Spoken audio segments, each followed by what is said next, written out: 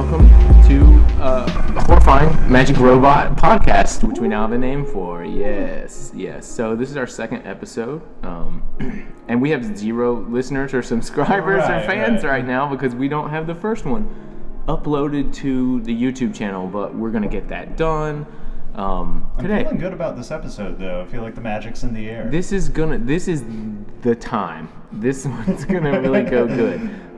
So to make sure, we're gonna go with basically the exact same scenario and setup as last time of games and movies and other stuff. Music. Right. So yeah. Again, I'm just using the same thing. Is it the same Kroger receipt? I mean, if you look on the bottom, it's got the same stuff from the previous one. Holy so yeah. Well, the Native Americans, believed in. They used every part of the receipt. right. They kept it. They needed to take it back. They would weave it into blankets and cloth and shoes and origami. Oh yeah. I mean, that's where origami originated from. Right, Native Americans. Right. Okay, so let's talk about games. So we again. Oh, I like games. Oh, right. Yeah, I've heard that you liked games. So we decided that what we would do is play something, a demo of something, a little bit of a game each time. And we'll probably bounce back and forth between Ian and me as far as the games go. But last time we did Resident Evil Revelations, which Ian thinks is Resident Evil 1. And then this time, so we're playing demos right now, basically is what I'm saying, because we haven't been playing actual console games. So we tried the demo on Wii U of trying to Director's Cut. Demo, I guess, is the full name of that. So Ian played, and I watched him and berated him for his terrible gameplay. Yep, he did. And I cried. And applauded him once when he did good. It didn't make up for all of the beratement, though. But that's neither here nor there. If you get better, then you will that will be reflected in your comments. Right. Okay, so let's just go down the list. This is a platformer. It's like a mix between a platformer and a hack and slash. It's 2D, right? Even though the graphics are 3D, I guess I would say. There's probably some 2D in the backgrounds, but yeah, it's a really nice looking game graphically. Very whimsical with lots of magic and very bright colors. Right. There are 3 different characters in it that you play as. The first part of the demo was sort of a tutorial segment where they make you solve a puzzle with each individual character. Then it moved on to what I'm assuming. I don't know if the game has segments where you can only play one character, or if you play most of the game being able to switch. But, right. The 3 characters have different abilities and different ways to solve problems. Right, so there's like an armor guy with his sword and he can block with his shield, and then there's a wizard who actually, and then there's a thief slash entrepreneur. So the opening's actually kind of funny because there's some... there's a narrator dude. Yeah, there's a narrator guy kind of introducing these characters, and then... He introduces the female character as a thief, and then she butts in and is like, no, entrepreneur or whatever. None of the other characters have dialogue. Right, they make a point of that. A sassy female. Right, yeah, sassy female. Right. She's quick and she can grapple on stuff. Talk back. Yeah, and she's not afraid to talk back when someone calls her a thief. Although she didn't deny being a thief, she just wanted to add that other thing in there. Right. Okay, so the armor guy, I can't remember the names, so that I guess tells you something about my level of... Amy, I think. That was definitely... All 3 characters were named that, right? So yeah, one character has a sword and shield and like an armor suit, so he's like your attack character. And then there's a wizard, he can do various types of magic, and then there's the thief, right? So who do you think was the most interesting gameplay-wise out of the characters? Well, the wizard's the most interesting just because he's got this telekinesis, or levitation. Right, right.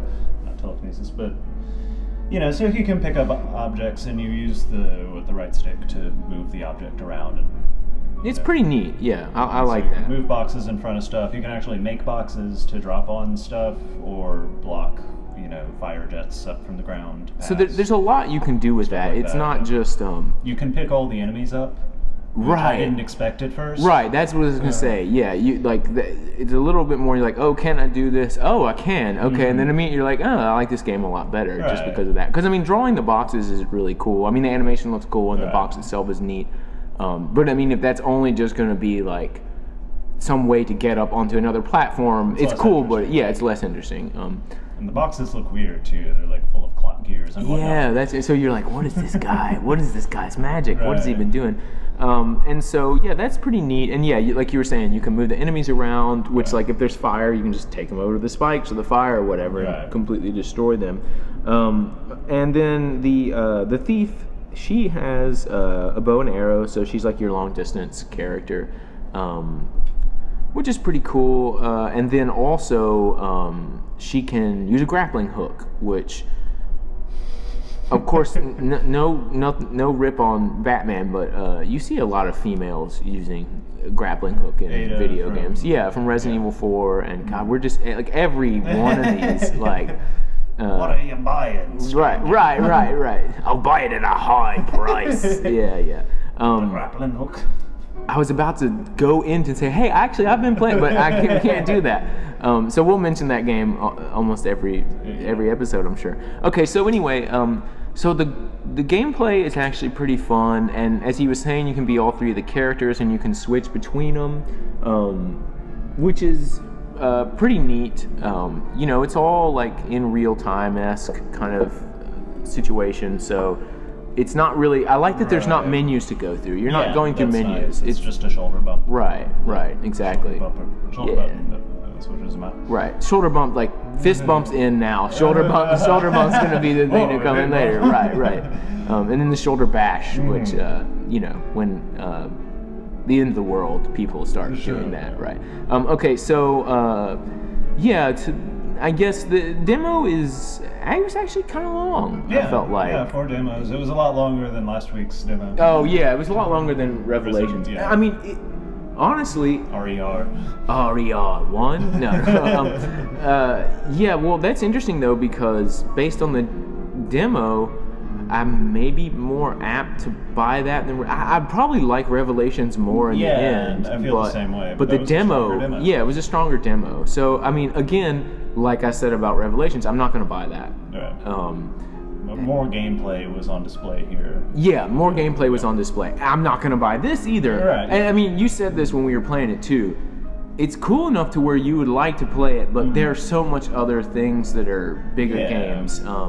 I think this was on PC, and I believe it's on at least 360, if not 360 and PS3. But yeah, the graphics on Wii U look really good. The gameplay was good. Again, being able to play it just on the pad, really cool. Right, that's another feature, and it's just going to be nice. And I guess that's interesting because games that don't have that, Right. it's going to be like, why you do this to me? Okay, well, so now let's say a couple things bad about the gameplay. Using the grappling hook was obnoxious. Yeah, you can use the grappling hook to get up on wooden platforms. So the platform's above you, you shoot the grappling hook into it, and you swing back and forth, and you can change your altitude as well. Which you want to see in a game that has that more than just, swing animation, that's it. Yeah. But you do it with the D-pad or left stick, either one. Okay, right. And so left and right swings you, and then up and down, affects your elevation. And there's sections of it where you have to swing, and then, you grapple onto a ledge, and then by swinging, jump up onto that same ledge. And it's doable, but every time I did it, it took me like 7 times. And when I played this demo earlier, I had the same problem of, I think that there are just so many other games that have that mechanic too, where I guess in 3D games you see it more often, or I do rather, as like an animation. So like in Resident Evil 4, when you're Ada and you're using her like grapple hook shotgun or whatever, you just like, you can do it here and you push A and she does it. So you're never thinking about that. Of course, you're not swinging around with that either. So I guess it's not really a gameplay element so much. Yeah, it's just a means to get to this other higher part of the level Right. that no Portable other character ladder. can get to. Yeah. But yeah, so I had the same problem. You're supposed to be able to swing on the bottom of this ledge and then sort of swing up onto it, and you jump off the side of the ledge to get on it. And I guess like you just have to try on every one of them. It wasn't like, oh, I don't know how it works, and so I'm not very good at first, and then, oh, I'm sucking less and I'm getting better at it. It was just tough, I think, in general. So yeah, because you have to like change your elevation at the same time as you swing. Right. Getting the timing down for. I mean, I don't have it. Like, yeah, completion of the demo. right. So I think like that'd be one thing where I'm thinking, oh, if I'm going to buy this whole game, I'm going to be going through that nonsense and being like, ugh, this again. Because there are segments where you have to use it. Yeah, right. Or at the very least, you can see, even if there were 2 ways to do something, that's the easiest way because you see it immediately. Okay, well, we've harped on that. That is just horrible. That was and my it only sucks. complaint. Really, Yeah, though. but we were also talking about you were doing some grapple stuff with her, and we were trying to get up on this higher ledge, thinking this is where the end of the stage is. Oh, right. And there was this bell tower that was right next to it that you could actually just swing into, and like me and you didn't realize that. Yep. Yeah. So we were talking about how like the graphics in that game are so like nothing is repeated. Like you see very few things that are repeated to the extent to where you kind of don't know where you can and can't go.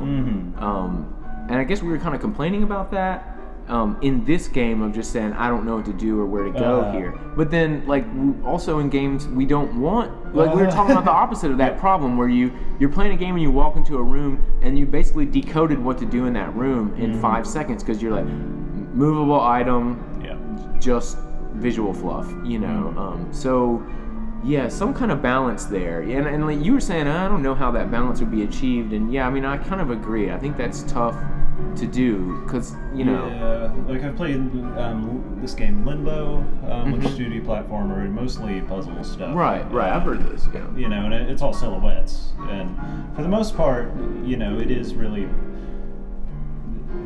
Just because you can see what to do in that game and what is interactable, that doesn't make the puzzles easier to solve. Okay, right. So, but then also that's not an entire, like that's still 2D really. Like it's silhouettes. So I guess, and then that's what we're kind of talking about. The Right. difference is that we're thinking like in 3D games when you go into a room and see a 3D space and you're like, okay, boxes can be broken. This can be moved. This is a switch, and then everything else is just like And dead space. the or only whatever. other example that I actually own of that is this other game, Deadlight, that's like a zombie 2D thing. Oh, okay. But you know, it's got the 3D.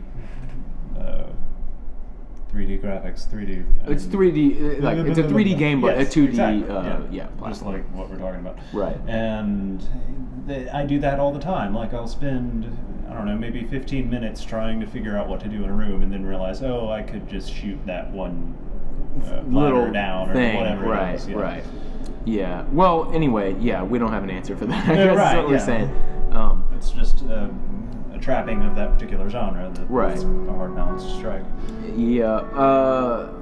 The other thing I wanted to say about It's a that. good genre, though. I like it.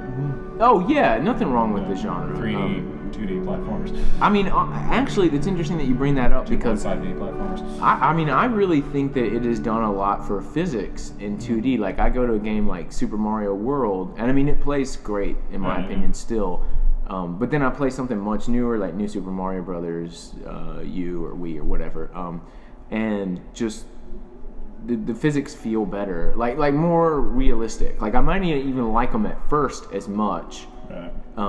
But it feels like you're jumping up and then actually falling down. So, I mean, a lot of games do that. Like Smash Brothers is a perfect example of that. Not 2D platforming, but just a 3D game from a 2D perspective. Yeah. So, I mean, everything's. I mean, for instance, we were maybe going to talk about this today anyway. Street Fighter 4 is that same way, which I actually. Okay, we're gonna get into this later. Okay, Which one do you mean? Right. So in summation, yeah, I'm not gonna buy it, but it was really cool. Oh, it also supposedly has online co-op, which I think supports Mike. That would be cool. Yeah. So I guess you'd be stuck as one character. Probably. Yeah. It'd be crazy to have 3 magicians on the screen moving stuff around. But anyway, so it seems really cool. But yeah, There are things that would be neat about that. yeah, certainly so. That said, there are things that are neat about that game, but there's more important stuff to play and buy. Sure. Partake in. Okay, so we're gonna get out of that. So let's talk about some stuff that you have been playing. We talked about Grand Theft Auto 5 a little bit last time. So yes. I guess what we're gonna do is kind of keep talking a little bit about the games that we've been playing. A little. I don't want to go overboard. I'm sure we will. But okay, so go ahead. What have you been doing in that game? Like, where are you as far as like halfway or? I'm without having finished the story. No, I want you to know right now. Yeah. No, okay, sorry. But I mean, I'm in the last probably 7/8 of the game. Okay. Story-wise. Right. I'm nowhere near that far as overall completion. Or the actual amount of content that's on there. Crazy amount of content in that game. So you've been killing sharks. Yes, and that's my favorite activity right now. You can just steal a boat and drive out friggin' into the wild blue yonder. Nice. And, to the edge of the map. Right. And a little red dot will appear on your map.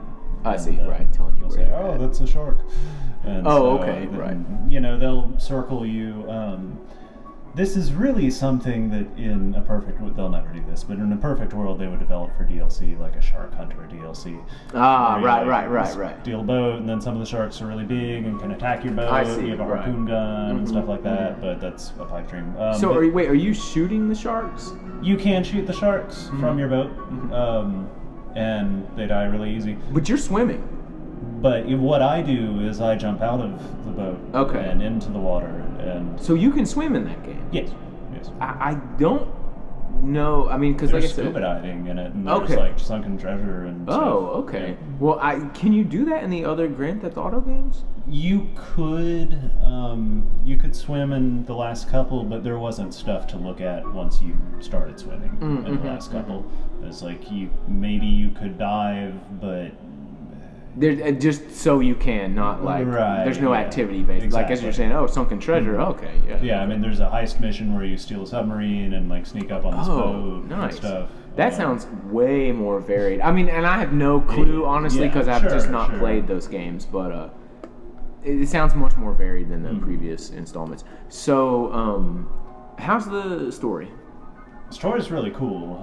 They have a lot of variety because of the 3 different characters that they use, all of which are very different. The most interesting one is this total psychopath who they in no way write to be redeemable, but just you wind up loving him because he's the most interesting character because he's a psychopath and they don't write him to be redeemable. I see, okay, He's this meth dealer who, huffs gasoline and kills people on a whim, and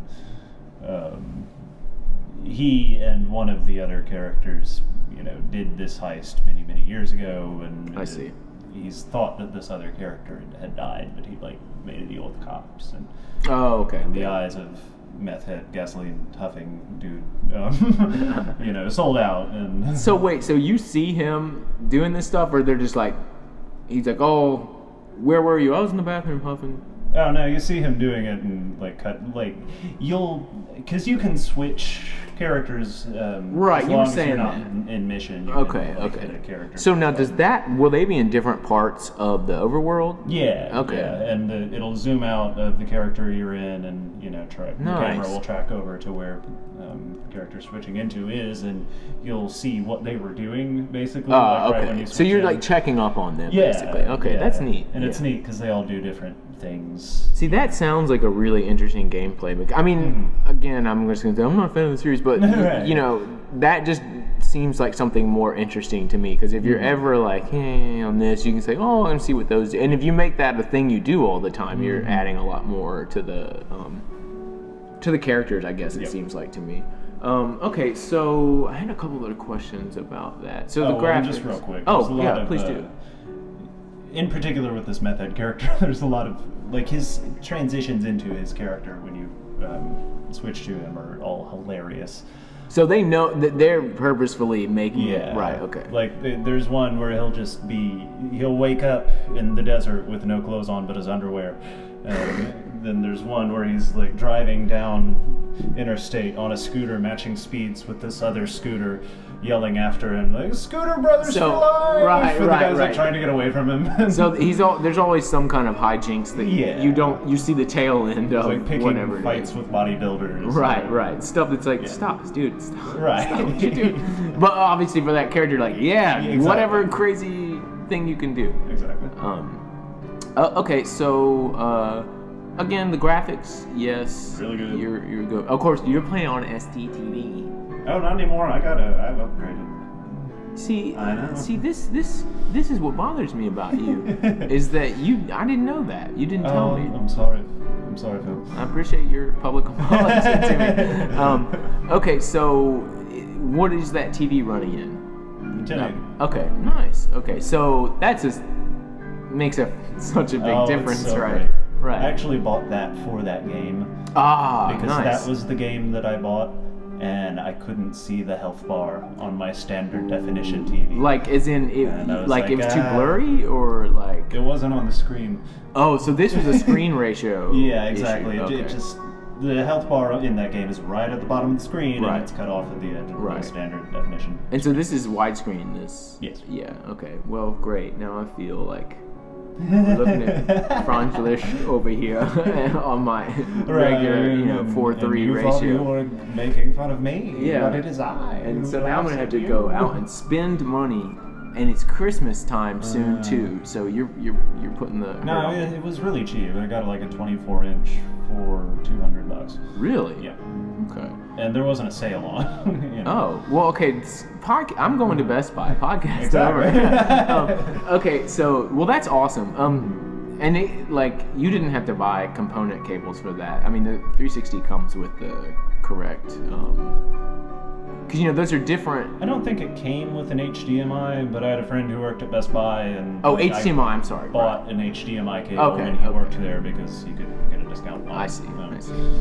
Actually, so again, So I'm I not had running in the highest resolution Right. because I'm using component cables and not HDMI because my TV doesn't have HDMI. Anyway, I really should have ganked that TV for my dad. Anyway, so okay, You're a criminal. more. Hey, I told you about this. Okay, so some more comments about that before I say I've had enough. I'm not a fan of the series. Oh. Nope, that's all there is. Oh, this doesn't mean anything. I just thought I would bring it up. I have one of my little guitar students. I guess he's like 10 or 11. He really wants GTA 5. Oh, but his And- parents. yeah, they're like, no. And his dad plays. I mean, his dad's a gamer who Right. plays. I mean, you can go to a strip club in that game, and there's full frontal nudity. right. Like, And at a strip club. I mean, he's an intelligent kid. That's not gonna do it. But also, Right, yeah. I see where they're coming from. It's the nature of the content. Right, and huffing stuff. gasoline, You're yeah. right. I can It's gonna totally be like, see. oh, I wonder what huffing gasoline's like. Right. Let me try it. Yeah, because that's stuff I'm you sure can that's get. what he talks like too. He does. Okay. Yeah. What's cool? He may be listening to this, so that's gonna be fun. Anyway, so I love you, Nick. You're a great dude.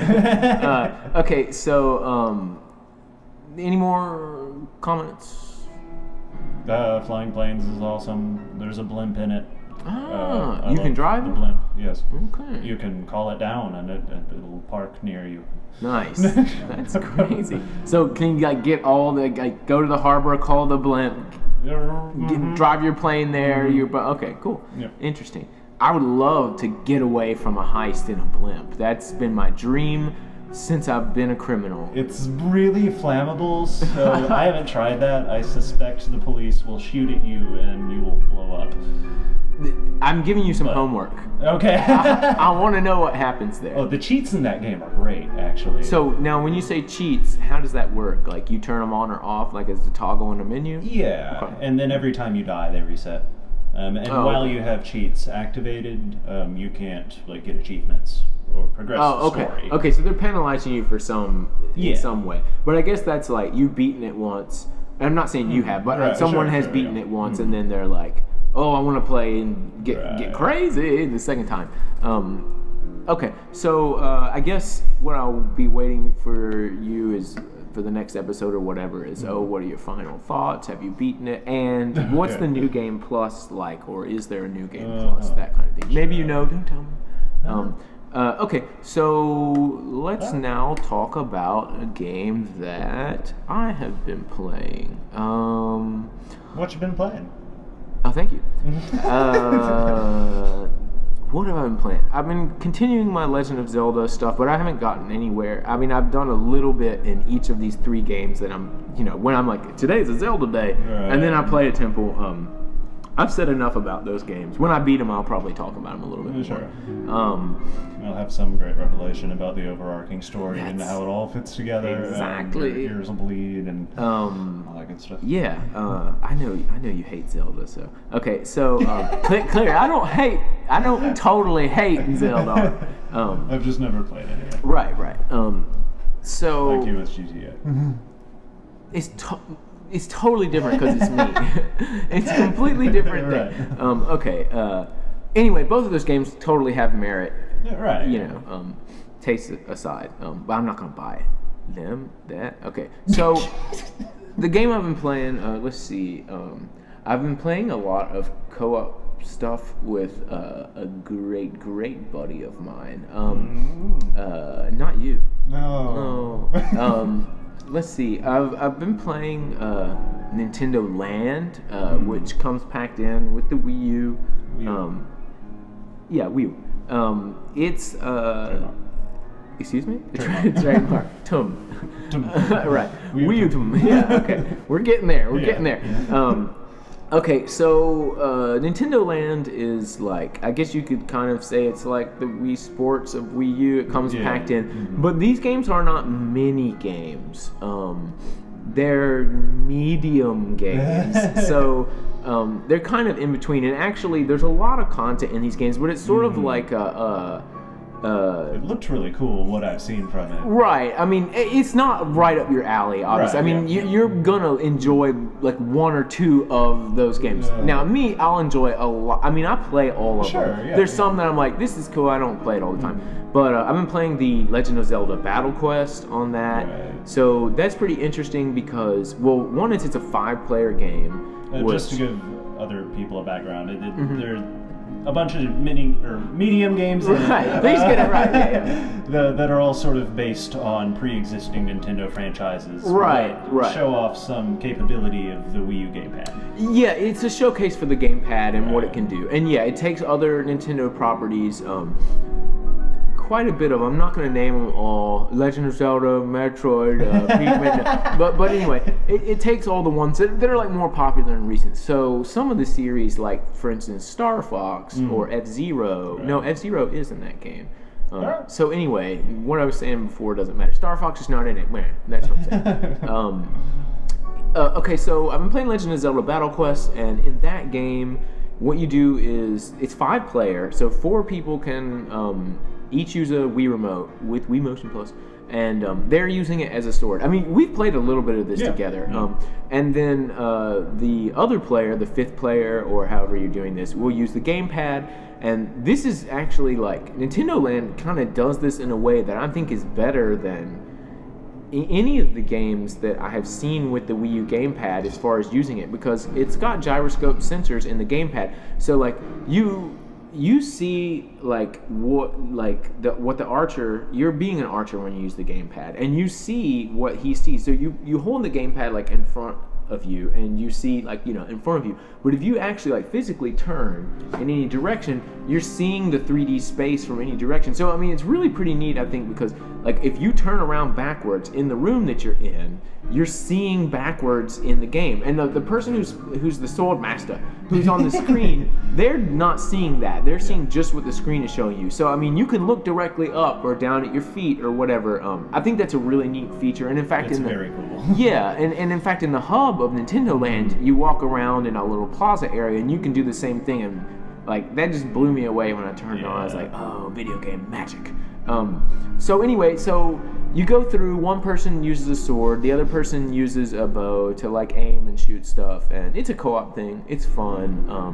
You can beat it, and then there's these higher requirements. I guess you could call them achievements or whatever, where it's like, don't lose any life, and you've mastered this thing. So me and this person... Chivas, yes.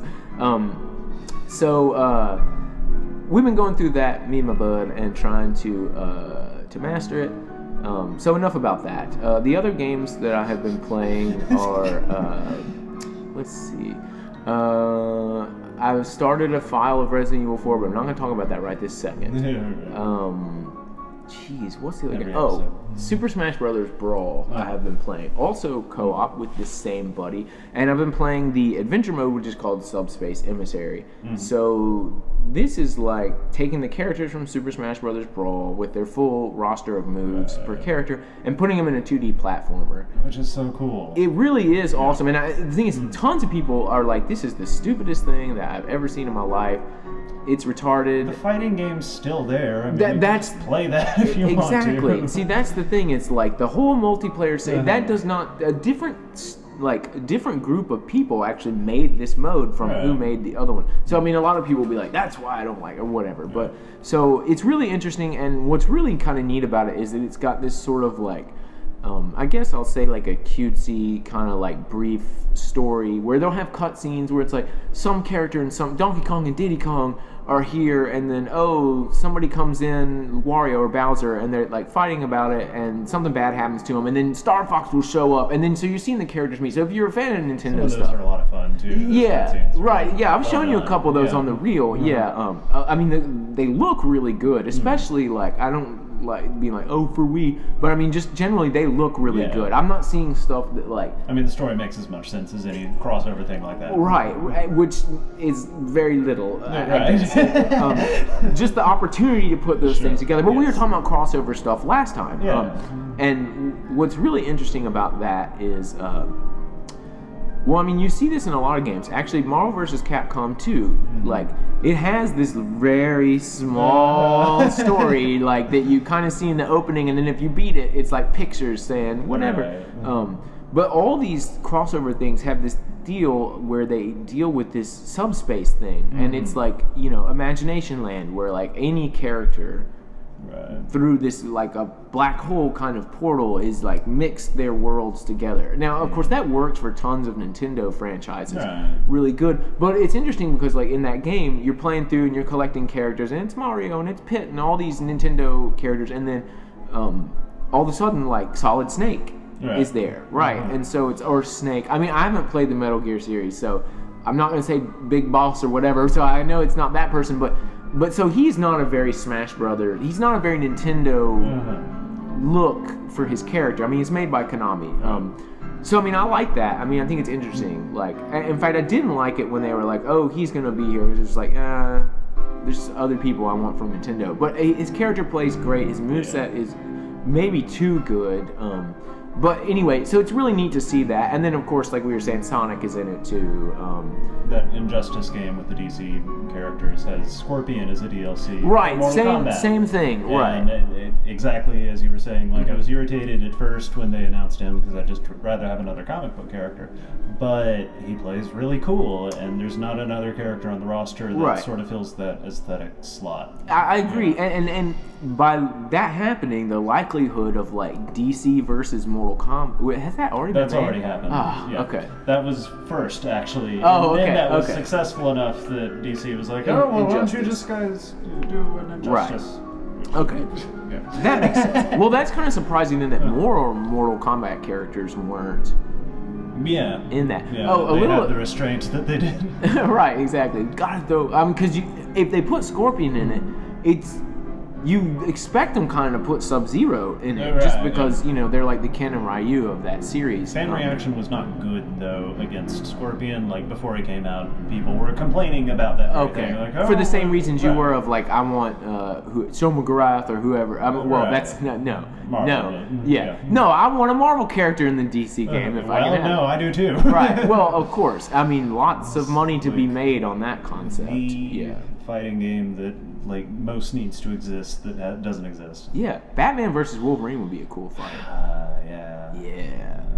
Interesting. Interesting. Okay, well, let's see. Okay, so we've been playing Smash Brothers, not at the very hardest difficulty, going through the story mode. Weak. Yeah, hey, yeah, I've beaten it on very intense before, man. Yeah, but it's really fun. I really like it. Most people hate it. I would say, like... Now, why do most people hate it? Thank you. This is my interpretation. It's different. Right, Yeah. okay. I'm sure, like, all 0 of our listeners who have played the game would have a completely different... You don't understand my problems with this. 0 and counting. Right, exactly. It'll hit one of these days, yeah. You have to actually put out content for that to happen. Okay, so the reason that people don't like it is, and I mean, I can understand these gripes a little bit. Well, one that I don't understand is they're like, oh, the story is totally stupid. This is a retarded story, and it's like, you can't have a good it's not impossible, but like that should be its own game if it's going to get a good story, which franchises have story-driven games, right? Exactly. The other reason is I would say that, like, well, when you're playing co-op, you know, you're only on one screen, and it's not split screen, which I like. I don't actually want a split screen, but in this case, if the first player runs one way, the screen follows them, and then the second player is actually out of the screen. Mm-hmm. And it's customary in Smash Brothers, excuse me, to have a little circle, like a bubble, that's a kind of like a magnifying glass, where you can see your character, but you know they're outside of the screen. Right. So you're trying to run that way. So that can be a little bit annoying, I would say, but they have a button you can push that teleports you to the first player. So that kind of... I remember playing with you, and we were doing that. I'm not as experienced with that game, so there would be stuff that I couldn't do, and so I'd just teleport immediately to where you were. Mm-hmm. And you can do that all the time. Yeah, because it's really like you're playing along with the other person. Yeah. Like the second player is not required. In fact, if you have 4 lives, and the first player dies, and the second player dies, and then the first player dies on the 3rd life, that next player is there still playing the second player, but you still die because the first player is the one who actually has to complete it. Mm-hmm. So the other gripes would be like, the other gripes are that the enemies are not from the series themselves, and that the stages are not necessarily themed off of the Nintendo character lore and world, which is at least 50% false. Okay, because like, okay, they're not 100% this, but like, you're playing as Pit from the game Kid Icarus, and it's like the area you're going through is a clouded area. He plays later in a forest area and these other things that have nothing to do with his game. Right. But they start you off in an area similar to that. Now, I think people are like, when I play as Mario, I want to start in level 1-1 of Mario, Super Mario Brothers, you know, and hit the rock and the Goomba and get the mushroom and all this. Which, I mean, I guess I can see that complaint. But the previous game, Melee, which is a phenomenal game, right. I mean, I wouldn't argue with somebody that it's not better in certain ways than Brawl, but, like, it had an adventure mode like this Subspace Emissary, but it's just called adventure mode. Mm-hmm. And you did essentially this, this kind of thing, where you went through, you know, Mario level, stage 1-1, it looked like Mario. So they kind of already done that, in my opinion, and it was a fine mode in that game. I mean, actually, I really liked it. I was like, oh, more to play. Yeah. And you can do it with any character. But there was no story. You were not collecting characters as you went on. So, yeah. More interest here in this new iteration of it. Right.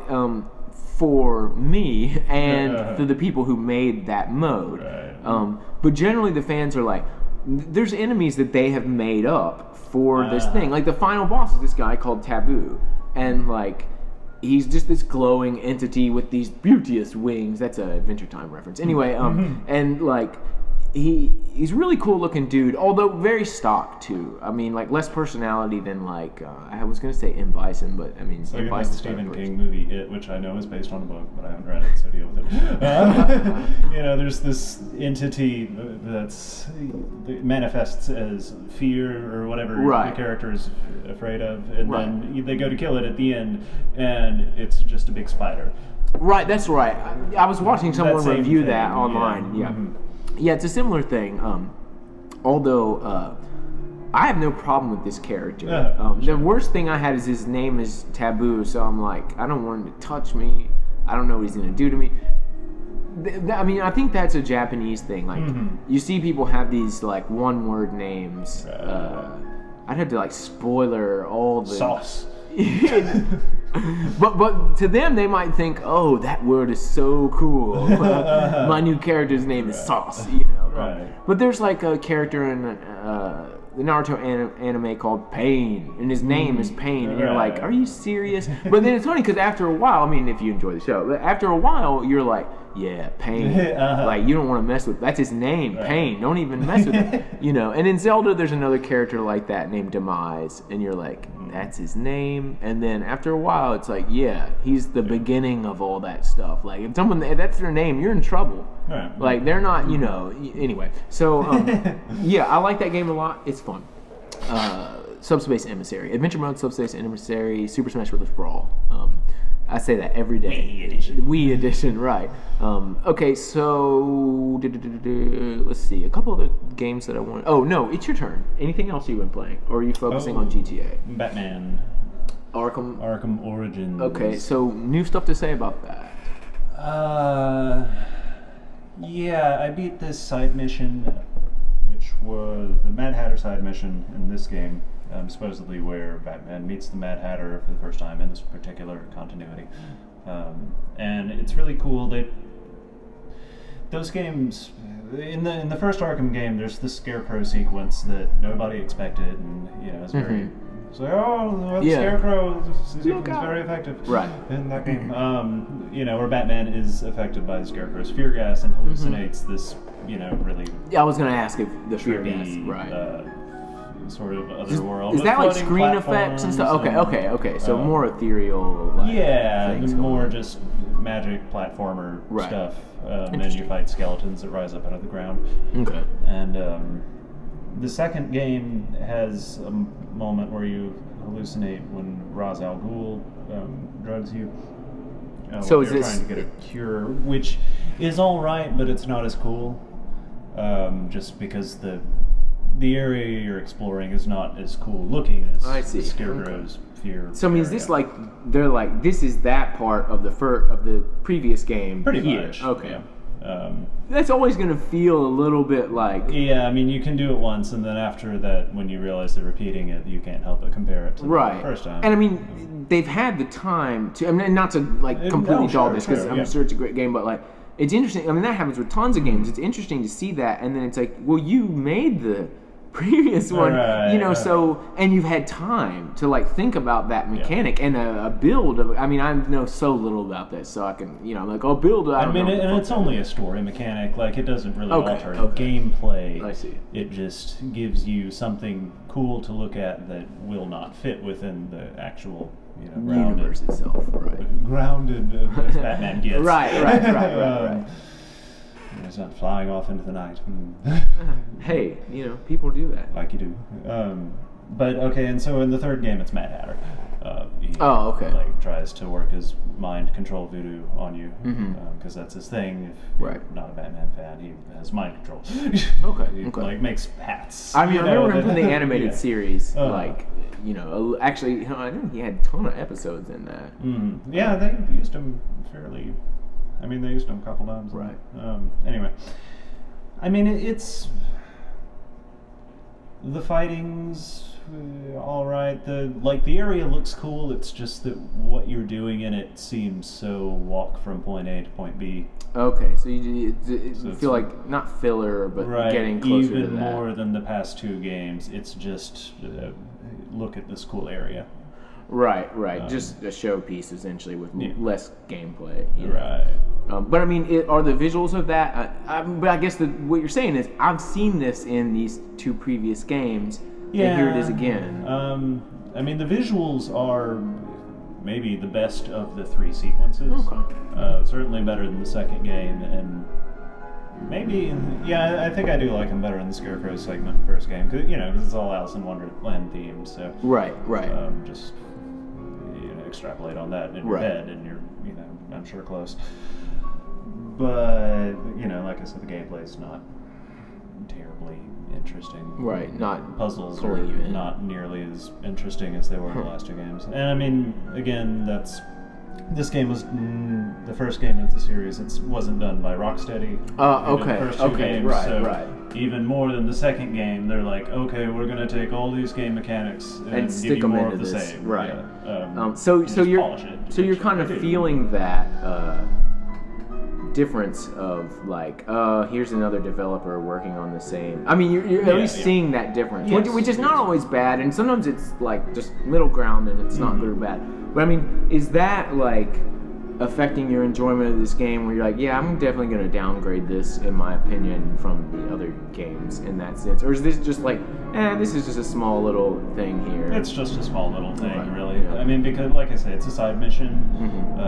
I beat the main story without doing it. Right, okay, right. It's a side mission, yeah. Interesting. I mean, the game itself is just like the last game gameplay-wise. It's just a little more polished, and you've got some more features. So it is more polished, like you can feel that, this is the newest one made, and you're feeling that in the gameplay. Okay.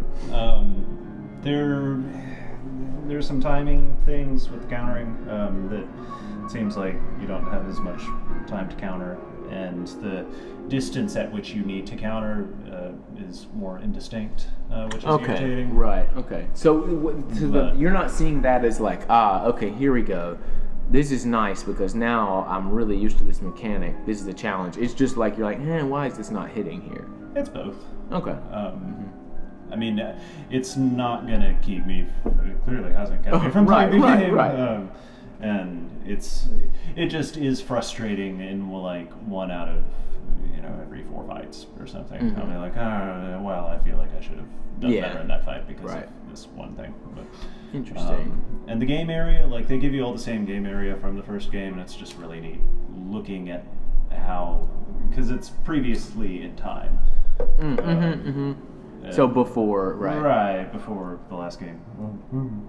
And it's funny, though, because the last game, it's Arkham City, and so it's this prison city that they, like, wall off this section of, not Manhattan, Gotham, and say, okay... Haven't mixed that up in probably a long time, right? Yeah, okay. Just throw all the criminals in there and screw it. And so, the gameplay area is walled off. Right, okay. For story reasons, they haven't built that wall yet, and so there's just a couple more blocks of buildings outside that area, and then just water. Oh, okay, So it's just kind of funny because they could have just made the walls or what. I mean, it's the same thing you're saying, right? I mean, it's fine. The gameplay area has to end somehow. Of course, and it's always gonna feel kind of weird. You go there, right? Comparing it to real life. Well, I mean, and some games are better or worse about that than, I mean, people like waist high walls is like a complaint I've heard from people in general, but like in some games like Monster Hunter, like it's really like you can feel that barrier. You don't see you're not clipping into the wall, which is nice, but also to make sure that doesn't happen, there's this space, where you're hitting this invisible, barrier or whatever. So you close to beating that? Yeah, I mean, I've beat the story, and I'm just working my way through the side missions. There are upgrades that you get, combat upgrades for doing the specific side missions. Okay. Pardon me. But I'm surprised I got through the game without getting, actually. One of which in particular is where you can shoot your grappling hook at an enemy with a gun and pull the gun out of his hand. Oh, which is nice. So useful. Right. Because a lot of the rooms in the game will have, like 2 enemies with guns and then maybe 6 enemies without guns. And the gun guys are messing you up when you're tangling Right, with the, yeah. Okay. So, you always want to, like, glide into one of them, but then if you have that grappling thing, then you can, just smoothly next button press, take the gun out of the other dude's hand, right, and proceed to that's cool. beat So, crap out of them all. And that's new in this game, you're saying, like. Oh no, that's okay. something you could do in the last game too. Oh, right. It's just I haven't gotten that upgrade yet in this game. Okay, I got you. Yeah. So they take your upgrades away. Well, it takes place before the last game, so. I remember being much more powerful than this. Okay, so so that's interesting. It's a prequel. Yeah. Interesting. Any other comments about that? Not at the moment. I'll probably talk more about it. Okay, Later. yeah. I need to hear more about it. I don't have a homework assignment for you for that. Okay. Get better at countering. We'll continue beating the side missions, Right. and we'll see what happens. Okay, so now it's my turn again. We're not going to go to Resident Evil 4 yet. Yeah, I'll save that. Okay, so I've been playing a handheld game, Castlevania Order of Ecclesia. That's what it's called. Ecclesia. Yeah, I like this game a whole lot. It's a good word. It is a good word. I like this game a whole lot. It's the third iteration on the DS of this brand of Castlevania series, which is referred to as Metroidvania. So you essentially have a big map with save points, which the game Metroid is like this. Like you're going through a map and then you get to a save station and you save or whatever. So it's the same thing as that, except I've played a fair shake of Castlevania games. I've Super Castlevania 4. It's not Castlevania 4, it's Super, man. It's Super Castlevania 4. Ultra Street Fighter 4. Yeah, Arcade exactly. edition. EX edition 1.0. So yeah, the other Castlevania games, generally you'll have of course you have a whip. You're Simon Belmont or someone from the Belmont clan, right? And you whip. And in some of the games they have, you can brandish the whip, you can hold it out and move it around with the D-pad, so it kind of moves around. And then you can whip in multi-directions and stuff like that, which is cool. The older Castlevania games have just a straightforward whip, and so people. Side-scroller, or? Yeah, it's a side-scroller. But what's really cool about this series, and like I said, there's 3 of these on DS, and I think there's 1 on GBA. Is there a meth head in it? Character? There's not. They're trying to get better at making it. Okay, so this game, what's really cool about these games is that there's a ton of weapons. So like you can use axes, you can use lances, there's like a handgun, magic spells, like all kinds of different stuff, and you can put one weapon on one hand and one on the other hand. So you can wield 2 axes or an axe and a sword, and there's like a whole bunch of variations of different swords. Like there's rapier or rapier, I think it's called, that fencing kind of thing. Sure, yeah. And like a claymore and a broadsword and all these different types, and a katana and all these different types of swords. So there is just really a huge amount of weapons, all with different range, magic too. Electricity and fire. And really things that are way cooler than that, like you kill an enemy and then they'll leave this glowing thing behind and you can absorb it. It's called a glyph, it doesn't matter. So you absorb it and you get a power. So like if you kill a zombie, like there's rooms where zombies are coming out of the ground and walking at you, and you kill them and they leave their soul behind and you suck it in and okay. And so like you get this power to summon a zombie. Which is nice because then you go into a room and you got 2 different weapons in your hand, but then you have this other attack where you just summon a zombie and it's like going at them. So it's kind of like a moving wall. And then if you keep collecting this soul over and over and over again, you'll level it up to where eventually you'll have like 3 or 4 zombies. So you can kind of call a zombie horde that's doing stuff for you, and then you go in. And there's all kinds of different types of magic. They have transformation stuff like turn into a bat or an owl or something like that, which will enable you to fly to different areas you couldn't get to, this and that. Anyway, I really like this game. It's fun. All 3 of the iterations, Dawn of Sorrow, Portrait of Ruin, and Order of Ecclesia. So those are so great. Yeah, I know. So again, with the subtitles, of this, of that. I mean, they have a new Castlevania series out, a game on 3DS and 360. I think this game is on, and probably PS3 also. Called Lord of Shadows. Yeah, it's on 360. Right. I played the demo for that, actually. What'd you think about that? I liked it. It was fun. I mean, I don't, in general, play many hack and slash games. Right. It seemed like a pretty cool one. Right. You've got this really awesome whip, and the werewolves in it are great. Right. You start off fighting these giant werewolves. Okay. And you have sub weapons and stuff like that. Yeah. So that's maybe a little more traditional Castlevania style, but again, this is like what we were talking about. It's a 3D game on a 2D plane.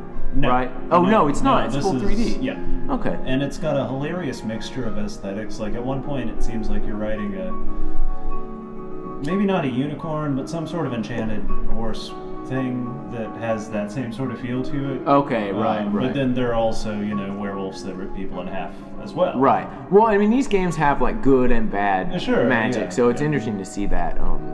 Just being an outside perspective, it leads with the werewolves, and then right, and then here's your magic unicorn. Right. So there's one on DS called I'd love to get this name right, because I mean this is just it's not even a pet peeve. I actually love it because it's so silly the way these things sound, but like Shroud of Distillation. Exactly. No, it's called Castlevania Lord of Shadows Mirror of Fate, and like subtitle of the subtitle. Yeah, and I was just thinking, like, surely the people who came up with that just started hating having to say like a novel every time they wanted to talk about their game. And anyway, whatever, call your game whatever you want, make it twice as long, why not? So anyway, yeah, I really like this Castlevania game. I mean, if you're a 2D platformer fan, or if you like Metroid, really good games. Very long. I'm trying to think of the other stuff I wanted to say about it. The weapons, yeah. I'm playing it on hard difficulty, and it's retarded. I mean, it's like really punishing me. And I mean, I play lots of. Yeah, I know. I'm like frothing at the mouth.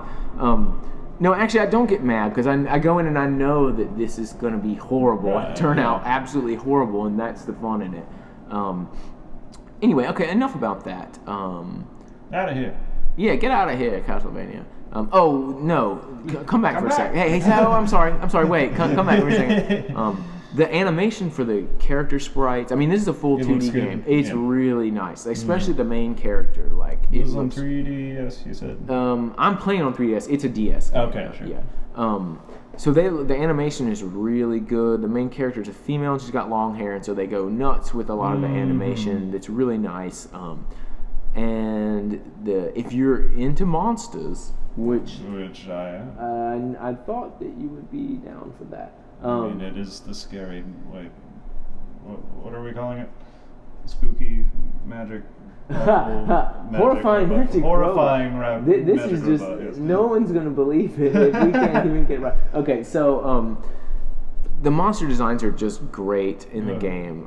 Lots of just horribly disgusting stuff that is really cool. So yeah, if you like monsters and monster lore, and if you want to know the secret of monsters, it's the secret of monster kind. It's single generation evolution. Anyway, I thought I'd throw that out there. Sure, yeah. Sure. So yeah, enough about that. I like the game a lot. The other one I wanted to talk about was I kind of just wanted to mention this series, I suppose. It's called Professor Layton. It's a DS series, and there's some on 3DS now. It is a point-and-click, like, mystery game, I guess, where you go around and you're in a town or whatever the setting is, and you're seeing one picture and you'll see some animated characters, and you can click on them and talk to them, and they'll be like, "Oh, I'm so glad you're here because I haven't figured out how to do this puzzle," and then they show you a puzzle, right? And then you go into this other thing where you're actually doing the gameplay, which is just like the puzzles. They're made by some famous Japanese. No, yeah, I mean, yeah, he's a puzzle master. I can't remember this guy's name. I think he's written books about puzzles and stuff like that. Anyway, so the puzzles will be anything from like sliding panel puzzles with one missing piece of make this look like the apricot that it is or whatever, or like there's 4 sheep on this side of the river and you need to take them over to the other side, but there's 2 wolves, and so you have to wrap them back and forth or whatever. Anyway, it's a cool series. It's got really awesome animated cutscenes. With this, like, the main character is this guy named Professor Layton, and he's got this little protege named Luke, and so, and also all the dialogue is British, so it's really, it's classy, and sounds really good. So I would say the art style is like a mix. It's like, you take the Curious George art style, you remember that, Curious George? Yeah. And then, like, mix that with Sherlock Holmes, and that's kind of what the art style is. I mean, the main character, Professor Layton, really, like, he's got the monkey ears and everything. He really looks like this, and it's funny because I've never heard anybody mention that about these games. But these games, does he wear like Sherlock Holmes clothes as well? Yeah, well, he's got a top hat, but like just generally, he's like, let me deduce further, you know. And then Luke's kind of like a little kid who's you know he's gonna be Luke a bad. Walker? Do what now? Luke Walker? No. He's gonna be a bad dude when he's grown up because you know he's learning from this super smart genius guy. Yeah, no. Keep your wars and all your stars out of my. It's Jar Jar Binks. Anyway, it's a really cool series and a lot of good production value on it. Although I think that's easy on a game that's point and click. Sure. You know, there's not much animation to be had. Exactly. But the animated cutscenes are really freaking cool, and I'm. What are the cutscenes? I mean, content-wise, what are they like? Let's see. Just for instance, like I think this is in the first one, Professor Layton in the Curious Village. You're like in an abandoned amusement park, and you're trying to figure out some stuff, and all of a sudden, a great setting for anything. Of course, right? Like the abandoned zoo is the next one or something. But like, so all the Ferris wheel. That's right. That's right. So the Ferris wheel, and I'm doing the Ferris wheel coming off of the Ferris wheel thing, motion in the air. It comes off and starts chasing you, and then like basically it's like Layton will figure out some MacGyver-esque way to like cause the least amount of destruction for this bad situation and also save his life and whoever's around. He's a gentleman. So he's always telling Luke like, gentleman always, you know, whatever, serves tea whenever he meets someone or whatever. Yeah, so it's a classy little game. And the studio that makes it is Level 5. It's a Japanese studio. They've made, they make the newer Dragon Quest games. It's a good studio. I mean, I'm not a fan of everything they make, but those are good. I hear. I haven't played them. Yeah, I mean, Dragon Quest. Yeah, I mean, you know, like the first one of those was on NES. So I mean, that's a really long series. In fact, the newest one's called Dragon Quest X. It's actually an MMO, which is on Wii in Japan. But I think they're just not going to bring it over here. I really like Dragon Quest. I don't want to say it's like your first RPG, because then like if you think about a game like Pokemon, that's way more like your first RPG kind of thing. At least at the beginning. But it's more simple than something like Final Fantasy, which I've never played any of. Or it's just not as deep in certain ways that like RPG fans maybe are used to. That said, it's like one of the staple of RPGs, so I'm sure there's a RPG nut out there that's like, get out of here. So, anyway, Professor Layton, I really like it. Oh, and the other thing I wanted to say about it is, and I guess, I don't know if this is right or not, so why don't I go right ahead and say it. I think that, so there's a trilogy on DS, and then there's another trilogy that they're making on 3DS. I think the first one's already out in Japan. It may actually be here, but like, one of the like stories is actually an animated movie. So one of the one of the iterations is not a game. It's just an animated movie that you watch on your DS.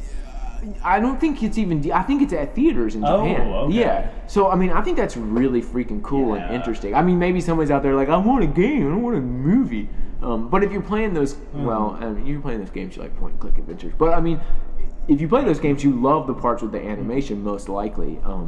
And so I would love to see that movie, basically, is what I'm saying. And it's a neat idea. Okay. There's a point-and-click Walking Dead game recently that I'm crazy about. So wait, that is on 360? Yes.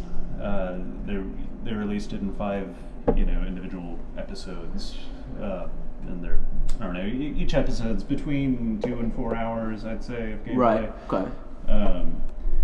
And you go through and you're this character who finds this other little girl character, and then you feel like you have to take care of her and whatnot. Right. Emotional pull. You just gonna let her die? Which is it's the game that I have, I've never seen this kind of emotional pull from a game. Oh, okay. It's got so it really drawing you in. Yeah. Okay. And it records all your choices. The gameplay is built around being able to react to characters around you. Oh, okay. So you'll get 4 different dialogue response options, and then other characters will respond to how you've based on what you've previously. So it knows. I mean, most games like Zelda has a thing where it's like you can say yes or no, or hey, what? I don't remember you, and it doesn't matter. Like if you say no, they're gonna be like, are you sure? Because I'm not really gonna let you do the thing if you don't just be nice, you know. Right. But you're saying this like it matters and focuses and I on. mean, like the story won't, for the most part, change, you know, depending on what you choose. Right. But characters will still treat you differently. Okay, Like your allegiances will be different. And it doesn't reward you for doing things one way or the other. The only achievements in the game are progress, like, okay, you went and did this now, you know, and now you have beat this chapter. And I see. then it just tells you, like, the percentage of players who made this choice versus what you did. Oh, so you which is really cool. See, okay, and this is something that, like, we were talking about this last time a little bit, too. It's like the integration, because, I mean, you have to have online to be able to see, like, because, I mean, it's knowing what everyone who plays the game does. But it's only single player. I really actually like that, because, I mean, of course, multiplayer online is great, depending on if it is, I mean, if the mode, if they just threw it on afterwards and it's not that focused and whatever, or if, like I was talking about the Wii Sports Club Tennis, where it's like, yeah, if it's not going to be, you know, fluid. Yeah, you need the timing. Right. But I love that idea of integration of online into single player games, like New Super Mario Brothers. Well, I have New Super Luigi U. And it does the same thing. Like you're on the overworld map, and people will type Miiverse posts about this level, I hate it, or you know, I'm the best, or whatever, and you'll see that on the map. So it's funny because like when you see a level coming up, and you've seen all these negative comments, you're like, oh god, this is gonna be tough, which is just fun, you know, to see that. And you can see people who've done like super plays, which is when you have like just really raged a level very well. Which I also think is interesting. Okay, so we're going to stop here for just a second.